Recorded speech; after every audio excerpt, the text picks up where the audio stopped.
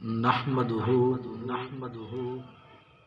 ونصلي ونسلم على رسوله الكريم اما بعد بسم اللہ الرحمن الرحیم آقا نامدار سید الابرار تمام نبیوں کے پیارے پیارے سردار صلی اللہ علیہ وآلہ وسلم نے ارشاد فرمایا جس نے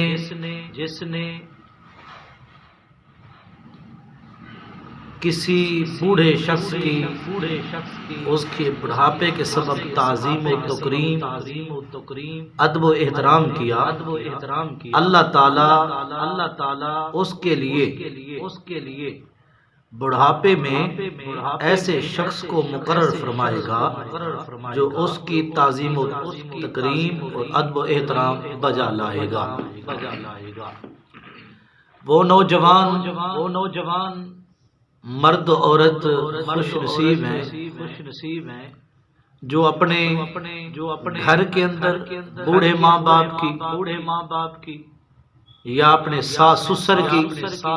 کی خاندان کے دیگر افراد کی گلی محلے پڑوسی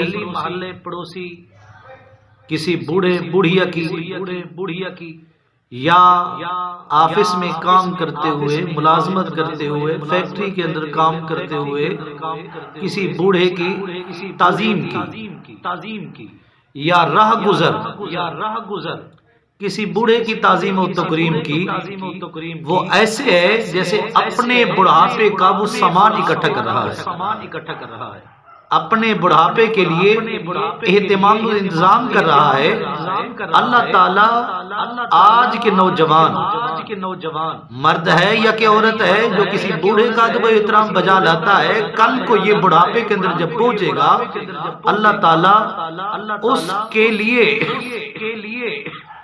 ایسے نوجوان کو مقرر فرما دے گا جو اس کی تعظیم اور تکریم بجا لائے گا۔ اگر یہ حدیث پاک اور گفتگو آپ کو اچھی لگی ہے تو آگے ضرور شیئر فرمائیں اور اس پیغام کو زیادہ سے زیادہ پہنچانے کی سعادت حاصل کریں۔